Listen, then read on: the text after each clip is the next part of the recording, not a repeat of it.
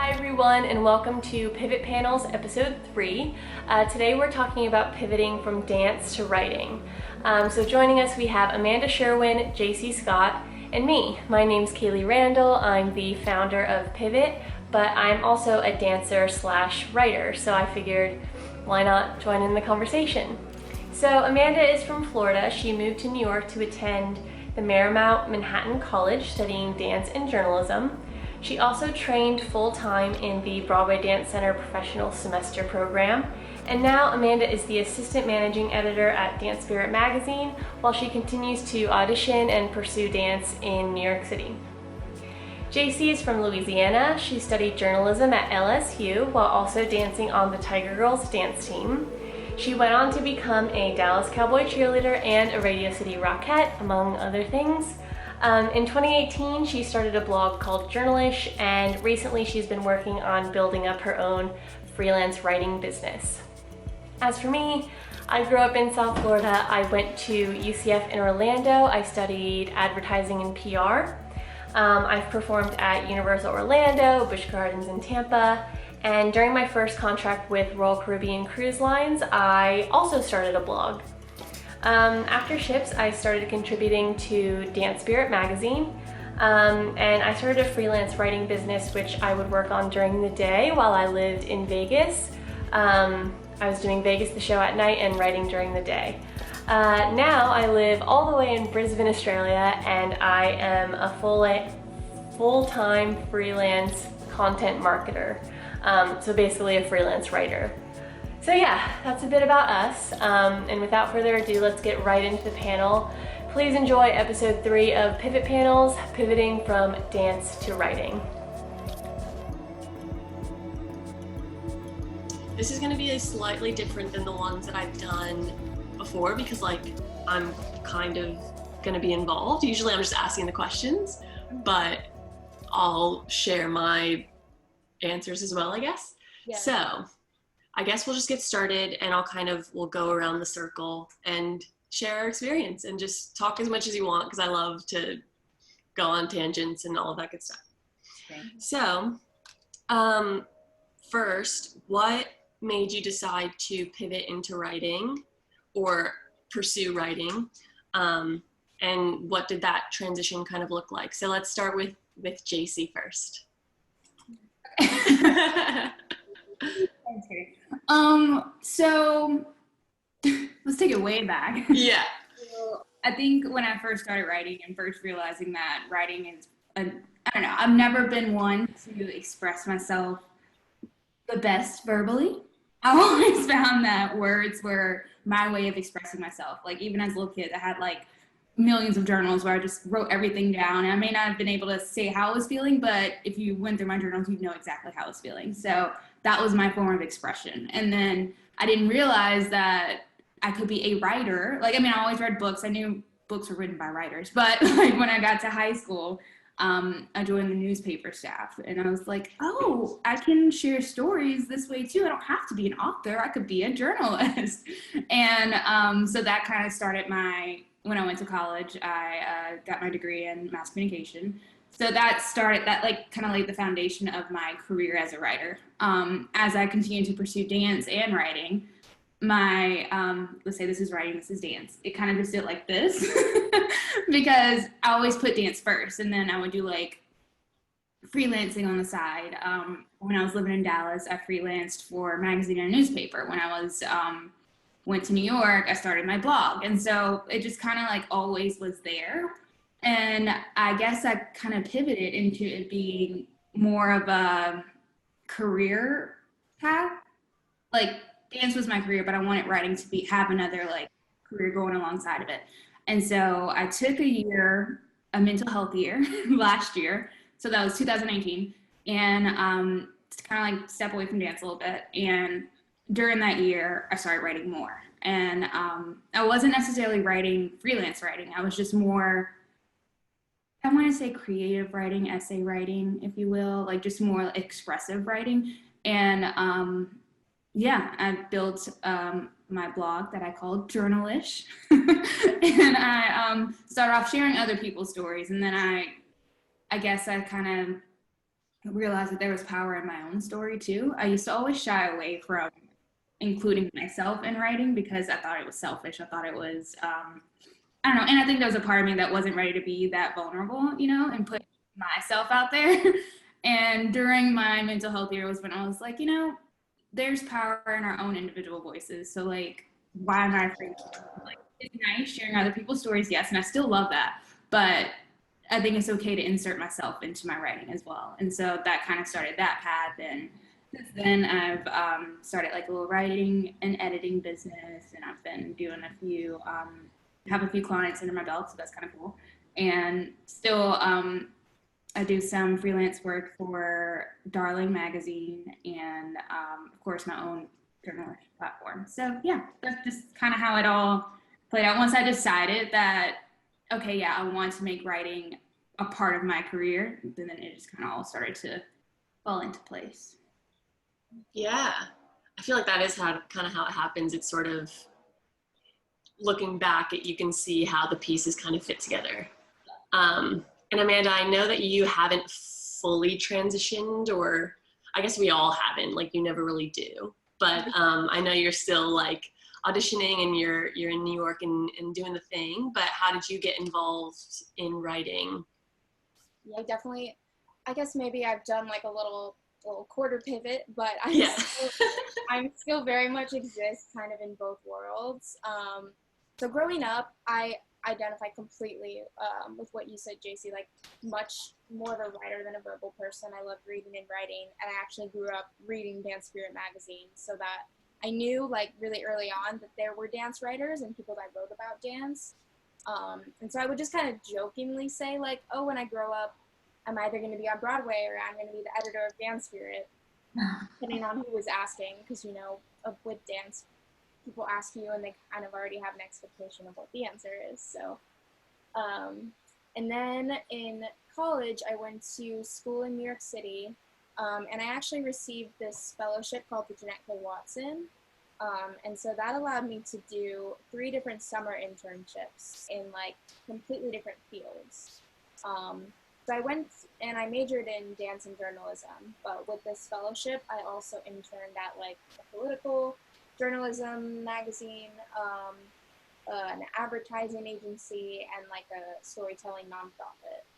So I feel like I had all these really different like work experiences, and I kind of took like one thing from each of them, but I was like, this is sort of feels fulfilling, but not really. Like, then this is fun, but it's not really a topic I'm interested in, and like I just kind of took pieces from all of those internships, but at the end of the day, it was still dance for me. And like I knew I still wanted to have dance in my life. I couldn't fully do any of those careers. So by the end of college, I was like, whatever I do, it has to be involved with dance. I think I just want to dance. So I graduated and I did professional semester at Broadway Dance Center. It's like my little dance home. And during that program, I met a teacher who freelance wrote for Dance Teacher, Dance Magazine, all those places. And then he is kind of how I got my foot in the door for dance media in general. And I actually ended up applying just for their summer internship that year. It was last May, because I figured like, well, I'm graduating, I'm finishing this program, I'm just going to spend the summer auditioning and do like the typical dancer life kind of thing. And I applied for the internship, didn't get it, but a full-time position ended up being available, so I interviewed for that. Just kind of on a whim, like I didn't even fully know if that's what I wanted to do, but I didn't want to pass up the opportunity to like have my dream job already at age 22. So I just went with it, and it ended up happening, and I got it. And I've been working for them for a year, and I also have been still like dancing, auditioning, all that stuff, and I did my first dance contract over the holidays before COVID hit. So I'm still like very much early on in both of my careers, like just got my first writing job, just did my first dance job, and I don't really know how the two are going to continue to intersect, as JC said, but I have a feeling they will, so that's exciting. Yeah, I like that. It's like, so it's totally different stages in the process because it's different for everyone, you know? Well, for me, it's so weird. JC, I feel similar where it's like, so now I'm going to talk about me. I'm much more comfortable just like listening and sharing other people's stories. But yeah, so actually my experience with writing is actually totally different. Like in school, I was like the math person. I was actually, it's interesting because teachers are so important in that way in terms of the feedback you get from your teachers when you're young really kind of sets you on a trajectory, which is just interesting. Like I was always told that I was good at math and not so good at writing, uh, which is just interesting now. So I ended up I went to the University of Central Florida and actually started as a psychology major in the sciences. And once I was kind of in my classes, it was the first time, I think I was taking like I was like in a European history class for like my prereqs or whatever. And you have to write papers in those history classes. And my professor was telling me I was a really good writer. And I was like, oh, I've never heard that before. Cool. Because I think, in grade school, it's very like 5 paragraphs, introduction, and I didn't like that. Like, whereas in college, you can just talk about the topic and it was a lot more, it was research based and it was just like more up my alley, I guess. I just was kind of going with it. But anyway, it was the first time I got that messaging from a professor and I was like, okay. Later on, I realized I didn't really want to go and get my doctorate straight away. And for psychology, like if you want to be a counselor or anything like that, you kind of have to have those higher degrees. And I knew that I didn't want to do that straight away. So I ended up switching to advertising and PR, which I could like use psychology and like understanding human behavior with something more creative. So now I have, my degrees in ad PR, which is like under the communications thing. I started dancing. That was also kind of by accident. Like I was never the type of person that was like, I'm gonna dance. Like I just never thought that I was gonna do that. But I was in Orlando and there were a ton of dance jobs at theme parks and stuff. Started doing that. Eventually I ended up on cruise ships with Royal Caribbean. And that's when I started a blog because I was like, oh, I've always kind of wanted to do this ever since being in like the PR world where blogs were just big. And I was like, oh, I finally have something interesting to say because I'm on this ship and I can't find any information about like what to pack or like how this is going to go. So let me just make it. And so it started from there. And actually, when I decided, okay, ships are kind of wearing on me. It's a pretty tough life to lead when you're just living on a cruise ship. So when I decided, okay, I'm probably not going to do another contract or maybe I'll do one more, I started, I guess, pivoting into the writing thing. And actually, Dance Spirit Magazine is actually the first people I wrote for and got paid for it. I was just a contributor. And yeah, I just like pitched some ideas and I was like, this is my blog. And so my blog really helped me secure that. And again, it just kind of led to kind of that positive feedback, I guess, that like, oh, maybe this could be a real thing that I can do on the side. And so in the next couple of contracts that I did, I was kind of writing during the day, trying to build that up, and then dancing at night. And then eventually now I just do that full time. Like I don't have a dance contract at all, but I make some money. I wouldn't say I'm like killing it, but it's at least what I do all day. So yeah, that's kind of like how I got into it and what that was like, transition-wise. So the next thing I want to talk about, because I find it really interesting, is what skills do you feel like you learned from your dance training or your dance contracts that you've brought into your writing? We'll start with JC again. I think I want to make sure I answer this the way I want to answer it. See, words, verbally, meh. But yeah, I think all of us, it's like, okay, let me think. I want to say first, and there's a second thought that's still developing, but the first thought, storytelling.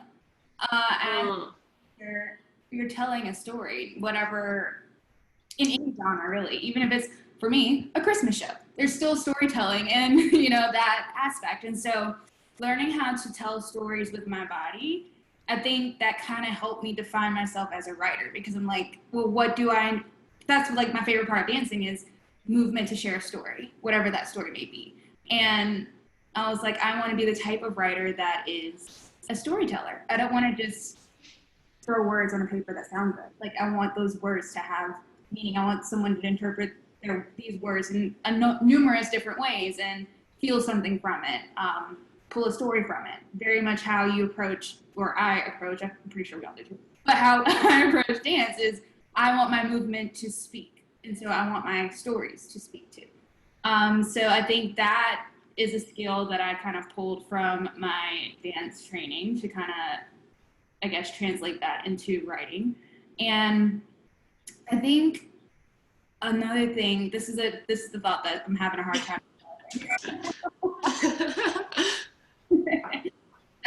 I think I've learned in dance that, and this is not necessarily from my technical training or anything like that, just like a belief that I developed as a dancer, is that you can do, I was about to say you can do the things. No, you can do whatever. You can make the life that you want to make if you really believe in it.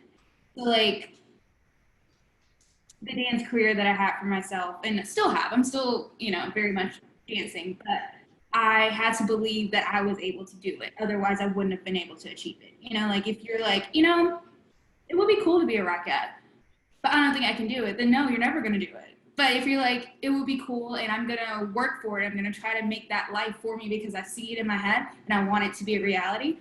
And then, you know, next thing you know, dancing as a Radio City Rockette. So like for me, I had to take that mentality into my writing as well. Like, because when you go into it in the beginning, you're like, can I realistically be a writer? Can I create this life where I'm dancing and I'm writing? Can I create this life where I'm sharing stories that people want to read, people want to, you know, follow along with?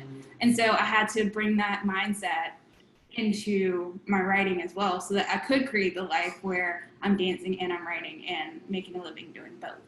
So yeah, I think those are the two. I don't think anything technical wise, like my pirouettes don't help me with with my writing, but 5, 6, 7, 8. Yeah. But but I do think the mental toughness and strengths and the emotional approaches that I learned as a dancer helped me develop my style as a writer. Yeah. What about you, Amanda? Have you noticed anything? I know it's been brief so far, but maybe you've probably made some connections. I absolutely resonate with everything JC just said in terms of the whole storytelling thing. And I think practically a lot of skills from dancers or from your dance training do apply to any career, basically. I mean, like, in terms of writing, it's really like 90% research, 5% writing. This isn't going to equal 100%. I don't do math. It's a lot of research, a little bit of writing, and then a ton of editing. And I feel like that's kind of is dancing. I mean, you're rehearsing. You have like 5 minutes on stage, and then you're done, and you're back at square one again. And I feel like, at least in the magazine business, you're constantly like crafting all these stories and moving on to the next one. So just like that pace and that repetition, I think is something that dance has prepared me for.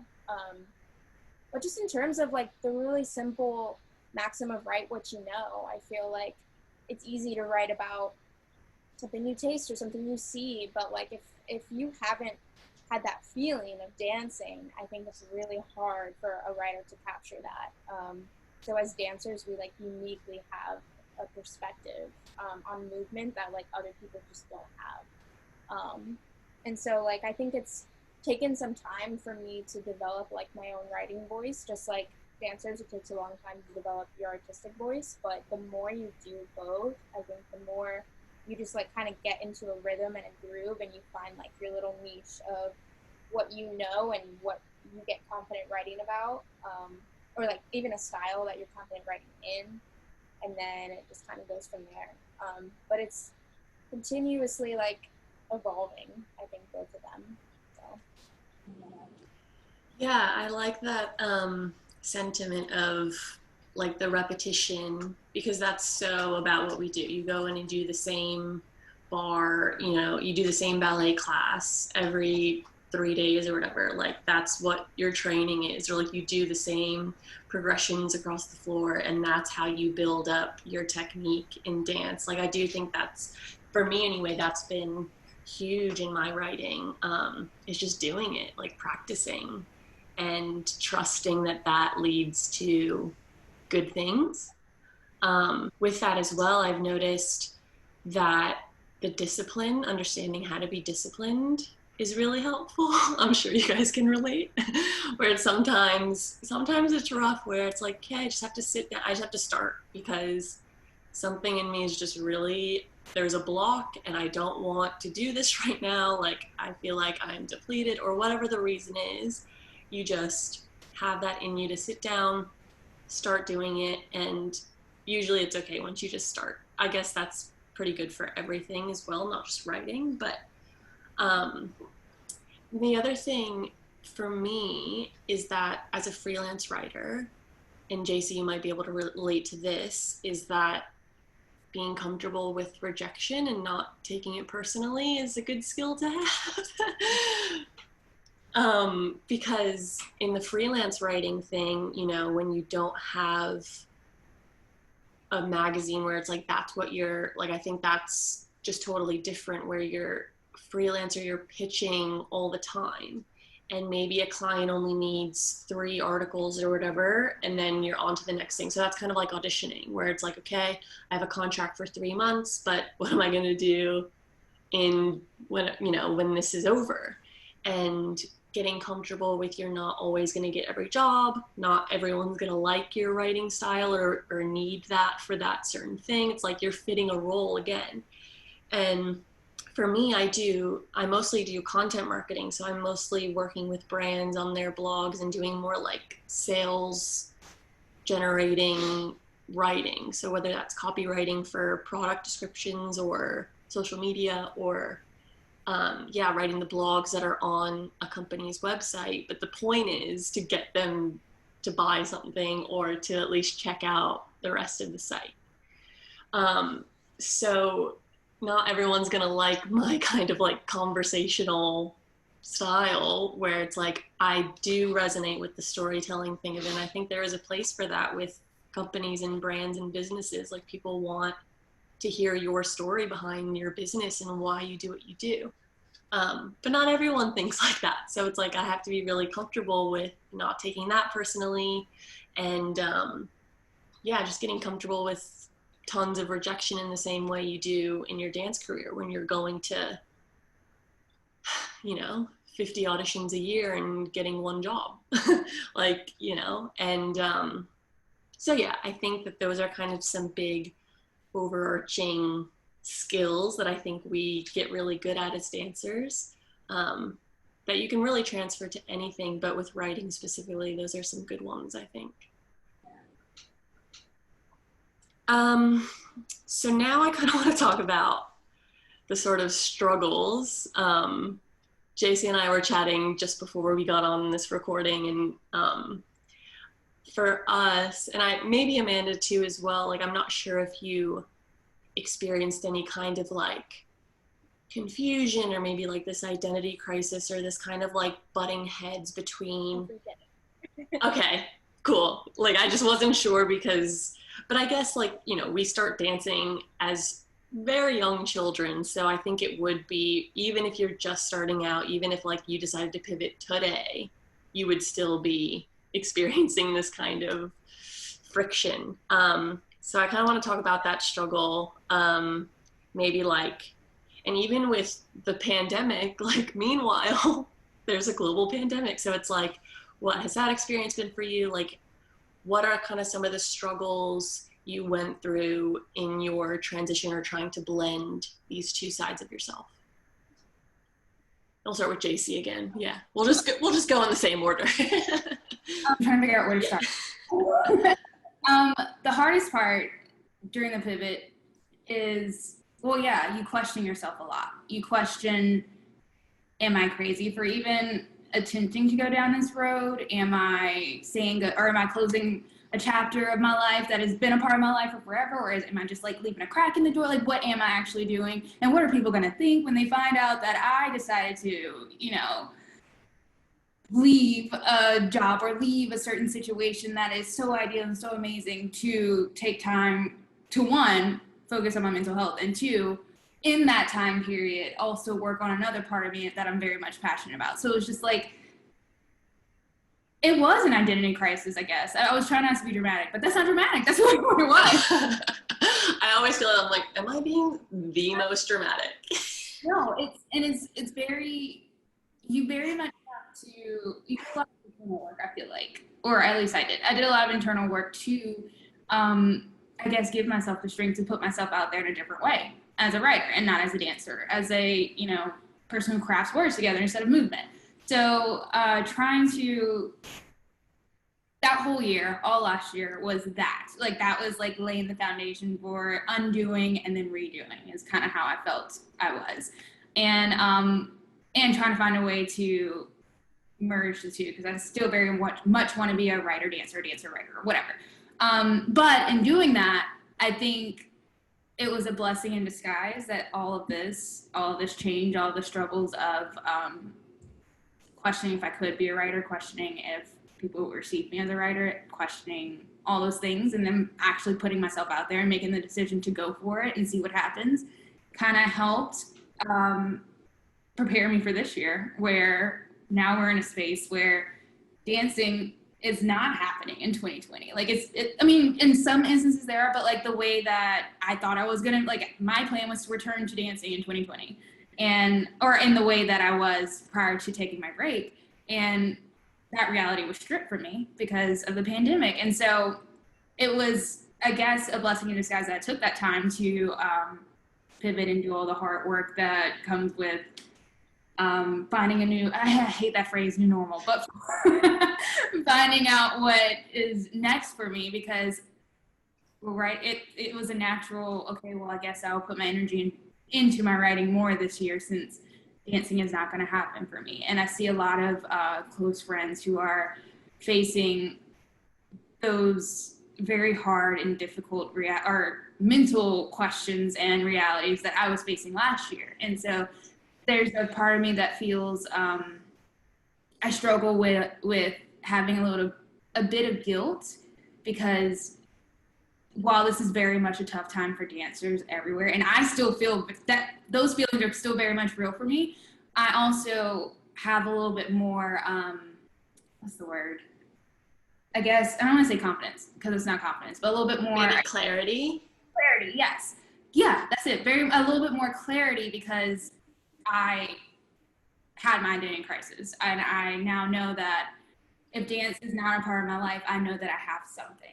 And so it's been, a combination of appreciating that clarity and feeling guilty for having that clarity when I have, people who are very much in I don't know what I'm going to do now without dance. And so, pandemic time has been very, very, lots of self-reflection, lots of feeling and assessing feelings and doing things, but I'm very grateful to have writing as an outlet during this time too, and also being able to have that to fall back on during this time has been a blessing. Definitely. So I answer the question. Yeah, I don't even know what the question really was, so yes, that's perfect. I have 15 different thoughts going in my head at one time, so I just like kind of pew, pew, pew, pew, and hope that. Yeah, well, I think that's how it is in real life too. It's like this constant, you're never really there where you like feel amazing about everything, and like everything, it's just not the way life works with anything. And so yeah, I think that that's a perfect kind of like summation of these kind of conflicting, going back and forth between feeling grateful and feeling freaked out and guilty. And like, I think that that's so real in terms of it's never just one thing. Amanda, I'm interested to hear your thoughts on like how you've been handling, because you're kind of like in a job that's different, that's not a dance job, and how has that been for you? I think from the time that I started my writing job, it's been a bit of an identity crisis. And I've just kind of learned to become more comfortable with it since, because I think it's literally, sometimes I feel like I'm living a double life. Like, I have truly gone to an audition, had to miss another round to go into a work meeting, ran back to the audition, switched hair and makeup on the subway in between. Like, it's a double hustle. And it has its perks and it has its drawbacks. But it's just like, I don't know. I have faith that I'm kind of planting seeds, and like, you know, you might not see how a certain career move is going to, in one area, is going to benefit you in another. But I think ultimately, like, you just keep showing up, doing the work, you know, being aware of what you gravitate towards and maybe pursuing that, and it'll pay off eventually. But for me, in terms of COVID, I don't want to speak too generally because we've all talked enough about it sucks. But yeah, I think I've definitely felt both, like, kind of mourning the loss of what I expected this year to be in terms of dance, but then also feeling grateful that I do have some sense of stability and that I am still in the dance world in terms of my writing, even though I can't, like, physically be in it. It has been hard. When the pandemic first hit, like, we plan our print issues months in advance. We're about to finish up production on our fall issue.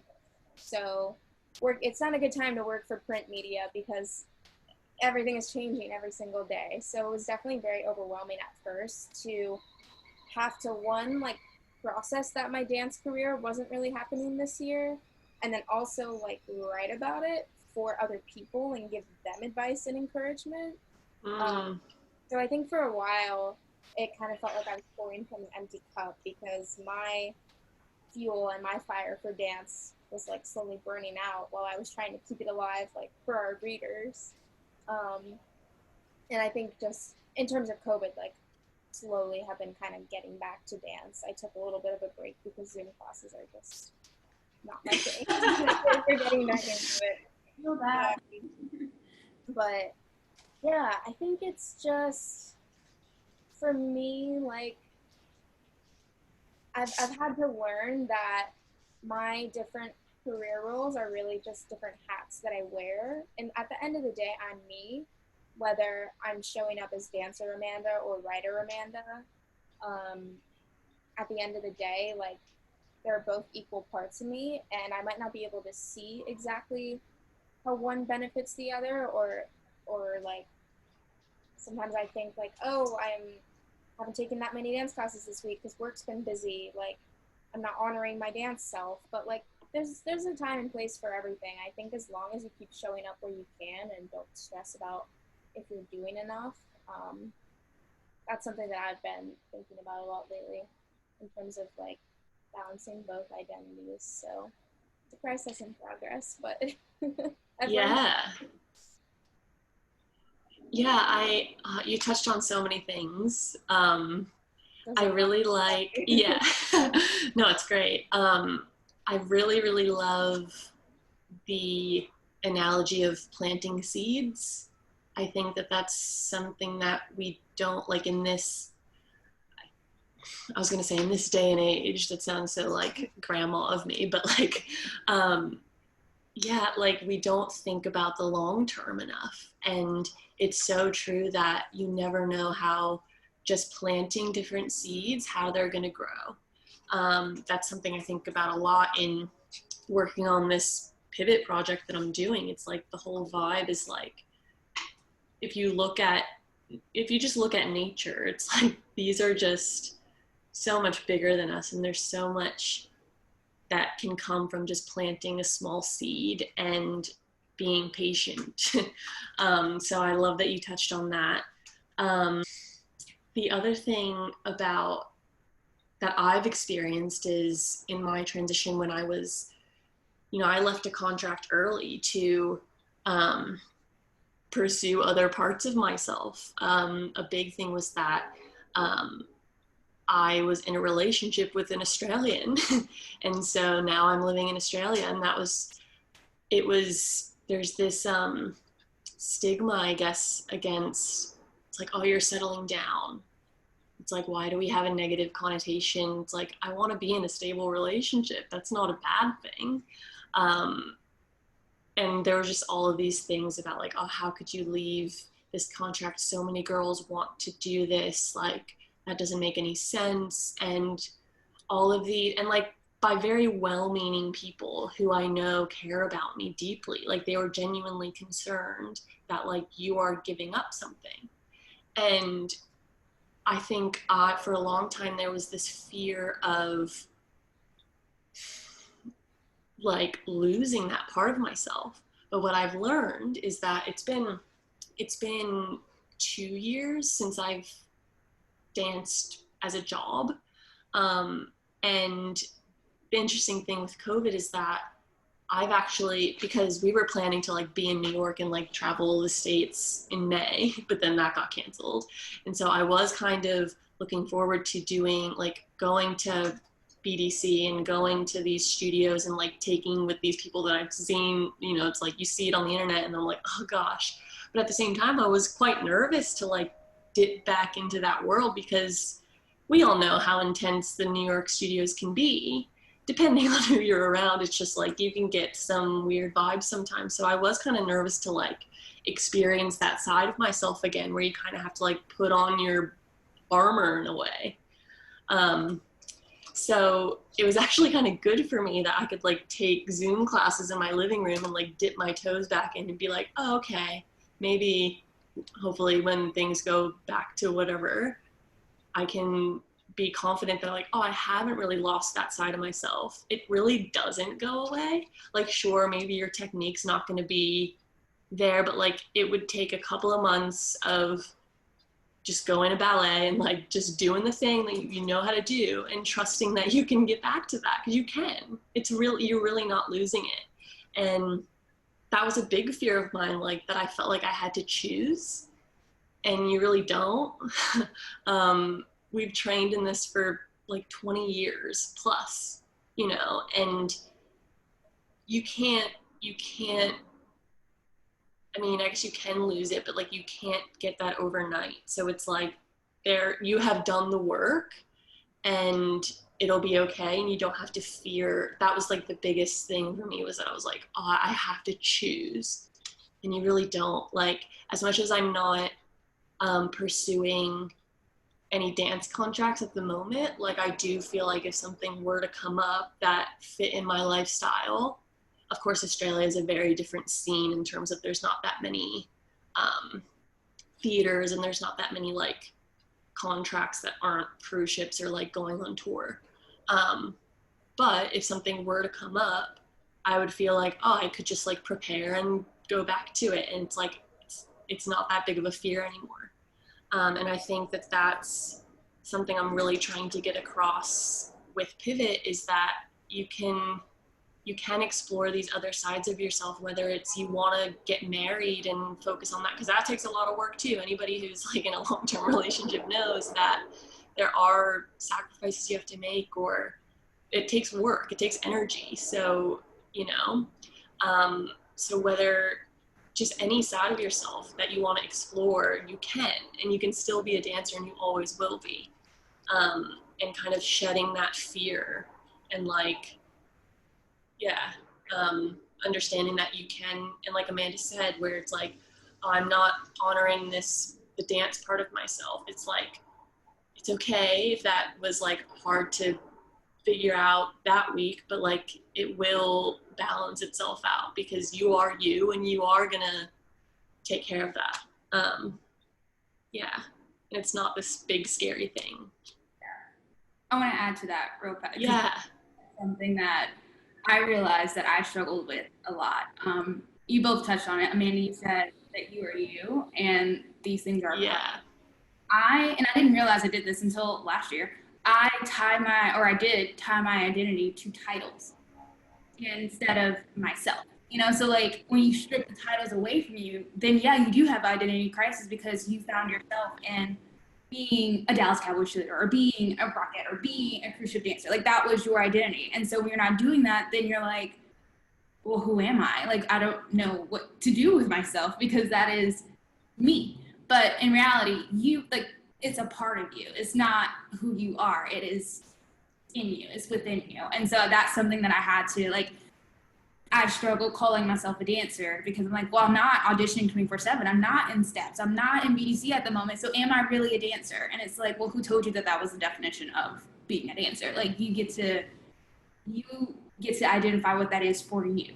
So if you're not taking 5 classes a week, 6 classes, or 5 classes a week, 5 classes a day, or whatever, it's okay. If you didn't take class this week, you're still a dancer. And that was something that I struggled with too, identity-wise, was can I really call myself a dancer or can I, but realizing that no, I'm JC and the things that are a part of me are dance is a part of me, writing is a part of me, I have this going on, there's so many different things that make up me. But at the end of the day, I'm JC and I get to choose my paths. I get to choose to be untitled. I don't have to have a title because there's so many different parts of me and I'm constantly changing and evolving, and that's okay.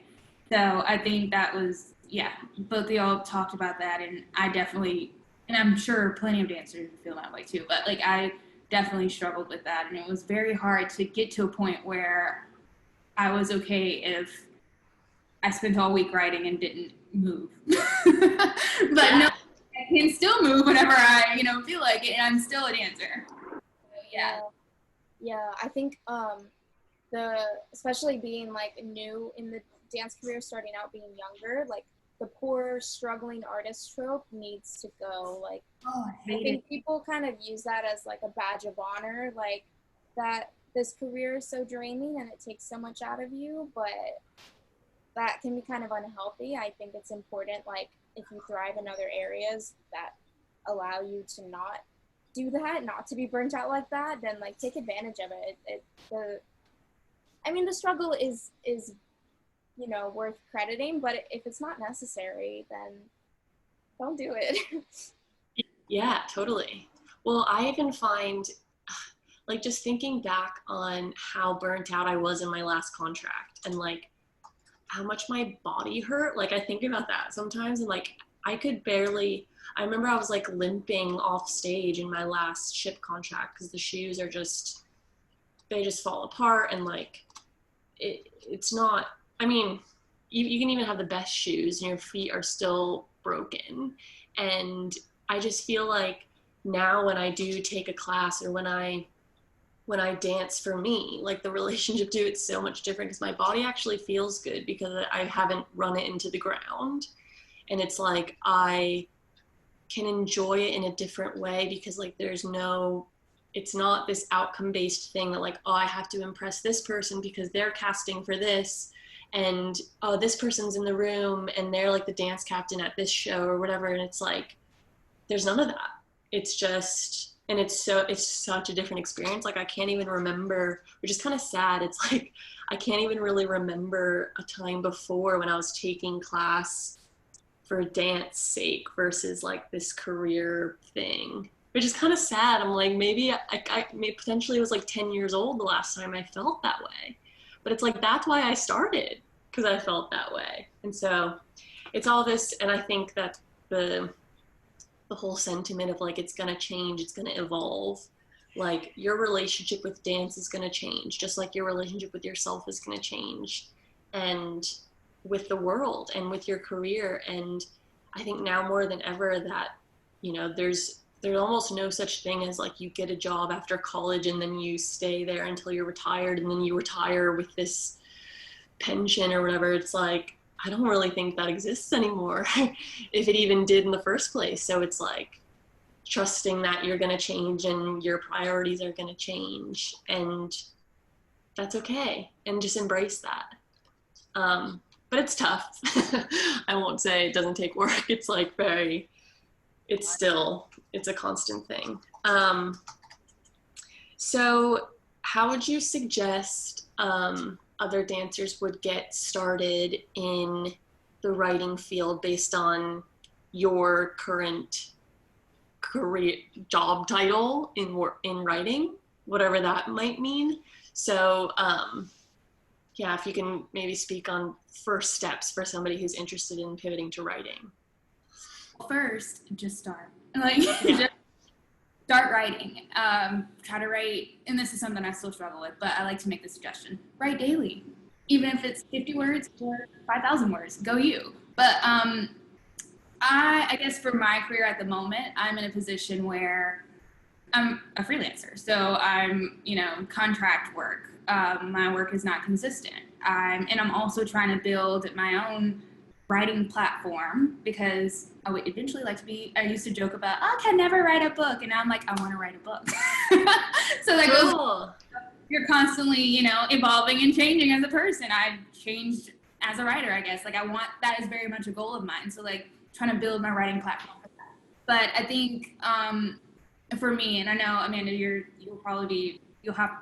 I'm sure you'll have different advice because of where you are, and where you are is absolutely amazing. But yeah. As a freelancer, it's really, in my opinion, the first steps are putting yourself out there. And that's probably the hardest step, but I think that should be where you start, because how is anybody going to know that you're out there writing if you're not sharing it? So use your social media platforms to your advantage. Like, share your writing on Instagram, share your writing in your stories, make that blog, share your blog post. And then once you have like a little bit of a body of things, submit to everyone, literally everyone, because you'll be rejected. It will happen. And I think that's just, rejection is a part of life. You have to get used to that. But like, I got into a habit of literally submitting to places over and over and over in different places, just in hopes of catching someone's attention. And an example of this, let's see, well, let me backtrack a little bit. I started freelancing in 2016. Prior to that, I did have newspaper gig or magazine gig or whatever. But in 2016 was when I started to kind of like put myself out there as a freelancer. And this year, I was like, there's one publication that I would love to be published in, and I'm going to submit to them, and I'm going to try to submit monthly, and hopefully at some point they'll, be like, hey, we want to publish. I did it in January. A week after I submitted, I got an email from them saying, hey, we'd like to publish your work, and now I'm a regular writer for them. So you have to put yourself out there, because otherwise no one's going to know you're there.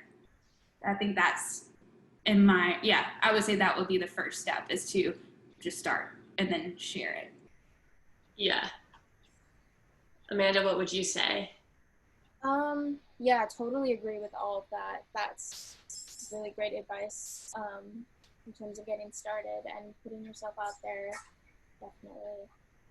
I would say just practically a little like knowledge from my position at like a magazine, not freelancing. It's really important that you do get published, and like that there are samples of your work. So even like I always say, I think when people think of networking and pitching, it's like reaching out to the editor of a magazine or the editor of a newspaper. But I'm really big on kind of like peer-to-peer networking. So like if your friend is trying to start a costume business, maybe you can offer to write their newsletters or their marketing, or just kind of always have your eyes open and be aware of everyone around you on your level, I guess, or your kind of age, career space. You know what I'm talking about? Like, Circle. Yeah. Like aim high, obviously pitch to whatever publications you want to write for, freelance for, but also be aware of what everyone around you is doing and what their needs might be. So that maybe you can be the person that meets that need and get your foot in the door and then go from there. But definitely, yeah, like just start somewhere. Everything that JC said, get your work out there, try to get published, even if it's your local small town thing or your friend's company, and just start there. And then from there, little baby steps, and plant seeds. Yeah, I would agree with all of that. Just starting, like I said, I started a blog, and that's where I wasn't doing it for it was really just like my family and friends that were reading it. But it, like I said, like when I pitched to Dance Spirit, when like just kind of on a whim as well, and it's like thinking I'm just gonna like do this, but it won't happen. Like I don't have anything, but I had a blog, and she liked it and said yes. And it's like JC said, you can't get the yes if you don't put yourself out there. And that was, yeah, it's really good when those things happen, because it does give you that confidence to be like, okay, now I'm gonna like keep going with this. But even if you hear no, it's the same with your dancing. It doesn't mean you're a bad dancer. It just means that it wasn't right at that time. It's like there are so many things going on, just like in a show. Like maybe you won't fit that costume because the girl before, like we all know there's so many things, and it's the same with any publication. It's like they have things they need to meet, and maybe what you want to write about doesn't fit that month or whatever, but it doesn't mean that next time it won't. So it's the same mentality. Yeah, so just start writing somewhere, again, whether it's a blog or helping out a friend with their social media or with their newsletter, or just whatever they might have going on, their web copy, just because there's so much work out there for that kind of writing as well. Everybody has a website these days, so it's like if you can get involved with that and say like, this is what I did for this person's website, SEO and all of that stuff, like that's really big at the moment, and that's a lot of what I do. The other thing, I get most of my work through freelancing platforms, so I would say make profiles there. So I have one on Upwork is what it's called, and then I also have one on Fiverr, which is a different freelancer platform.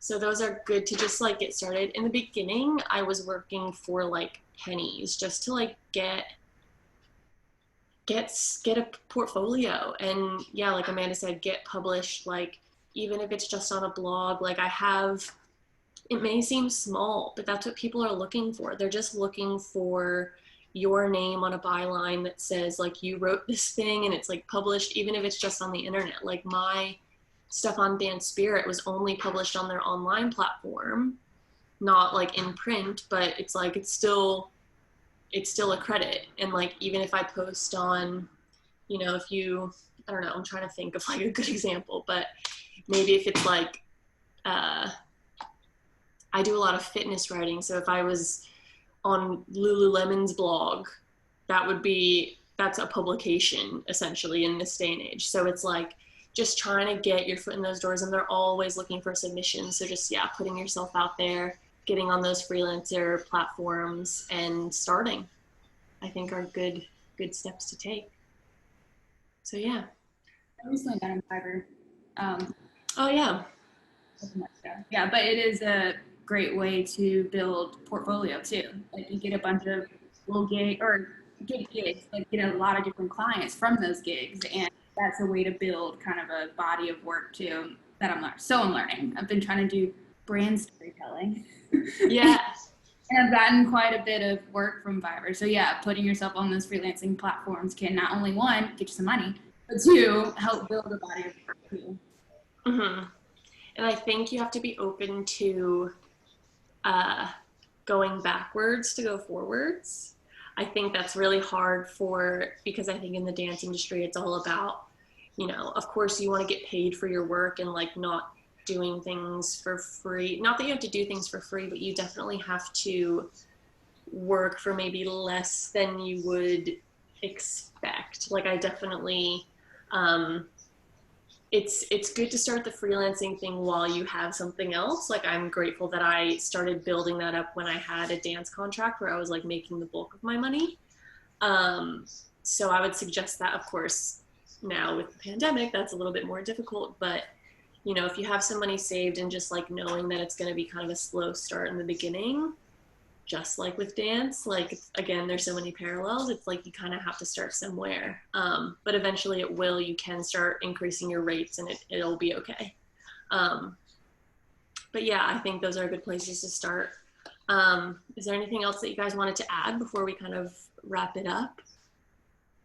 One more thing just with what we're talking about, I think, in terms of getting started, is to do a lot of research and reading of what's already out there and kind of what, where your perspective might especially serve like a publication or a blog or a brand or whatever you want to write for. Because yeah, a lot of the times, like at Spirit at least, we don't reject the pitch because the person isn't a good writer. It's really just because we've already kind of filled that need. And so, yeah, basically just do a lot of research, just like you would research the choreographer and the show if you're going for an audition, like research the publication you want to pitch to or their writers or where their writers also write. Like the more you know, the more power you'll have in terms of shaping who you want to write for. Yeah. Yeah, I think reading in general is just a good idea. Like if you want to be a writer, you should be reading a lot. But yeah, great. Well, thanks so much for doing this. I think it was really informative, and it's at least really, it's just nice, at least for me, to chat to other people who are in like similar situations. And yeah, we're all kind of going through the same things, like especially dancers in this moment. It's yeah, you're not alone if you're watching this and feeling like, I'm going through crazy times, identity crisis. It's like you are in good company. Yeah, so thank you for sharing and being honest. And yeah, I think it's really helpful. And yeah. It was great connecting with you guys, and I even learned some things from you too, from like conversations. Yeah. Thank you so much for watching. I hope you enjoyed it. If you did, go ahead and like this video and subscribe to our channel. A big thank you to Amanda and JC. I really enjoyed chatting to you guys. So yeah, thank you so much for joining me. If you want to learn more about our panelists, there will be more information in the description box below or somewhere on this page if you're watching on our website. If you haven't checked out our website, it's pivotfordancers.com, so go ahead and check that out. We're also on Instagram, Facebook, LinkedIn. Yeah, so go like us on there, go check us out. We have a bunch of resources for dancers who are looking to pivot their careers, make these transitions, and yeah, find something that works for them. So thank you so much again, and I'll see you next time.